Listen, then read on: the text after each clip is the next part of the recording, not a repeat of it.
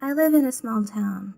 When I say small, I mean one restaurant that serves burgers, and the rest serve tacos for a few bucks. It's pretty much country living with a hint of ghetto undertone. The drug game is persistent here. We don't have good law enforcement, and almost everyone wants something from you. This is somewhat relevant, if at all, but I'm a 31-year-old mother of 3. I live in a fairly good part of the small town. The closer you get to the main road, the better the living.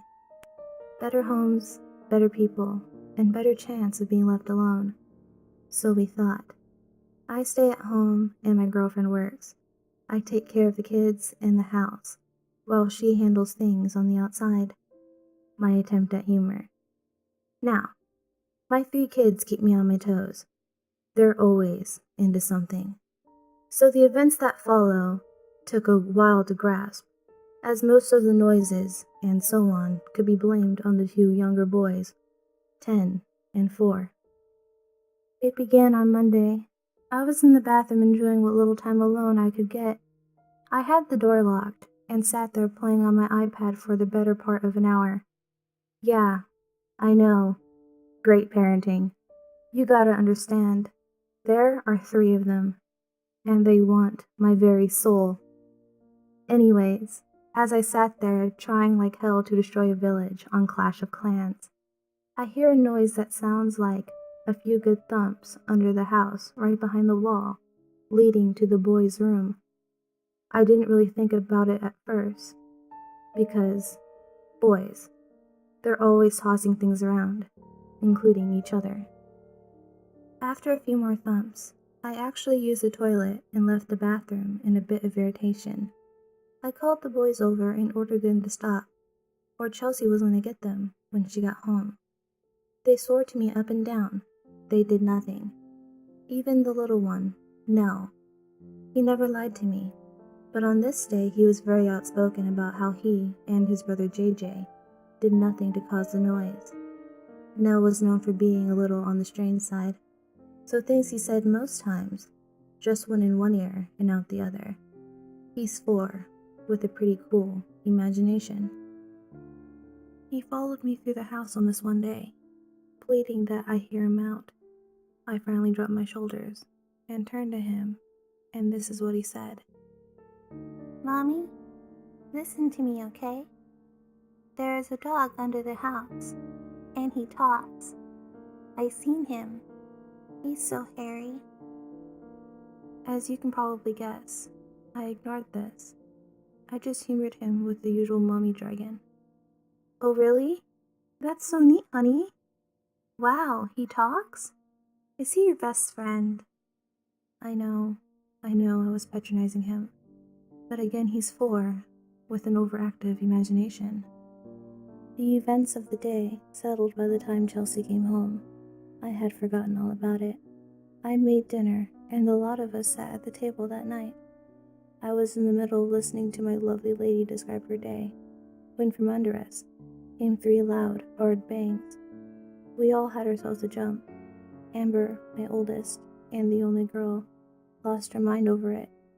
She literally said what any teen in 2017 would say, nope, and she rushed to her room.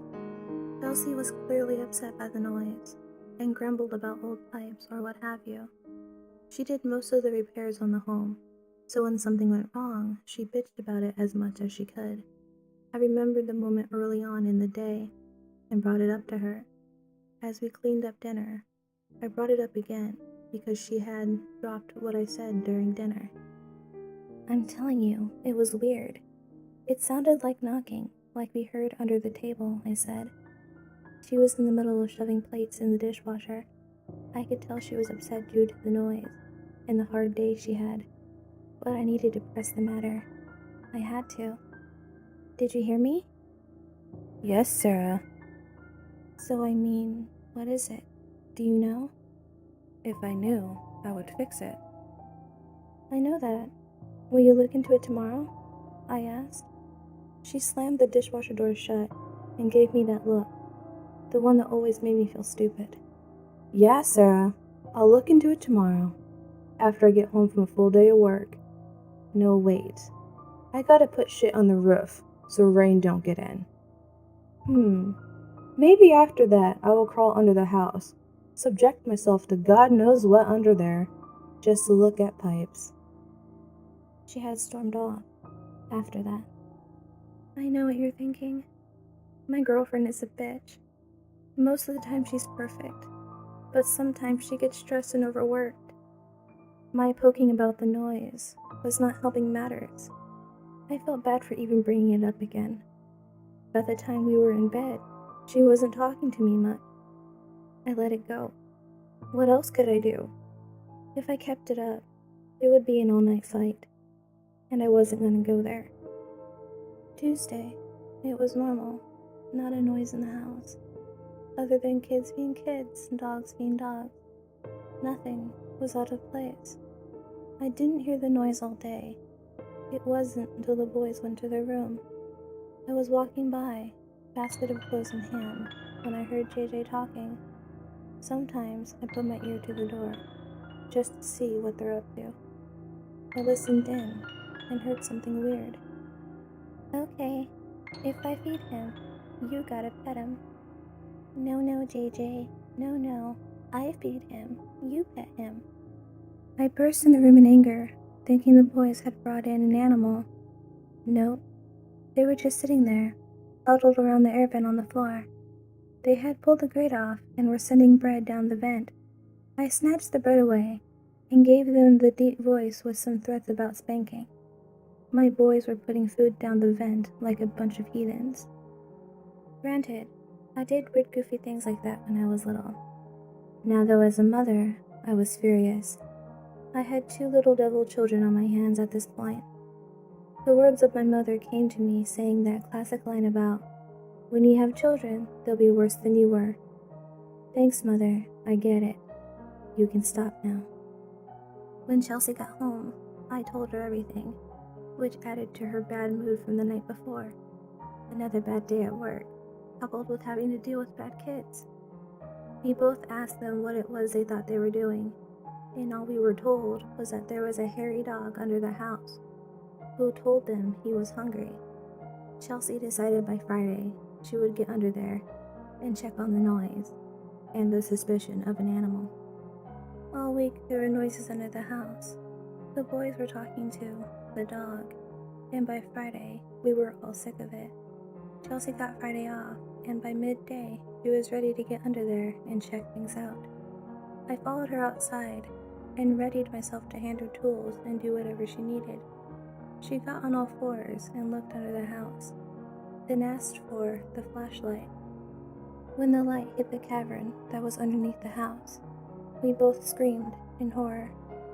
There was a dog, but it had been dead for about a day or 2 tops. Maggot activity told me so. I watch a lot of true crime TV. How we didn't smell it was a mystery at first, until we discovered the dog was covered in saran wrap. It was clear that someone wrapped the dog up tight and threw it under the house at some point over the past week. Chelsea pulled the dog out from under the house, and in rage, she threw it into the street. She started yelling at whoever could hear her. If I find out whoever fucking did this, my size 9s are going up your ass. I had to calm her down by pulling her into the house and getting her a beer. There was no way she was going to let this slide, however. Now the story doesn't end there. The kids got home and all seemed well. We chose not to tell them about the dog. After dinner and baths, the boys were ready for bed. They headed to their rooms after some TV time. Chelsea and I settled on the couch to watch the news that was recorded. Peace didn't last long in the house. The boys came running into the room in a panic. After a second of typical rambling shouts, Nell stepped up. Mommy, listen. The hairy dog's dinner is gone. What do you mean? Chelsea asked. Nell described it the best way he could, that the hairy dog had dinner wrapped in plastic, and he was saving it for later, when the lights came on, and someone took it. The 2 of us looked at each other, then both shot off the couch. I called the cops while Chelsea went outside and headed under the house. To end this cautionary tale, I'll say this. The cops got there right as my girlfriend pulled a dope head out from under the house. The fucker had been living there about a week, so he has said. He mentioned to the cops about how kids fed him bread, ham, and cheese. My kids were talking to this guy. Not only that, we assumed he had killed that dog and was planning on eating it. Needless to say, we decided to put lattice work up around the house. And Chelsea just bought a gun. You can never be too careful.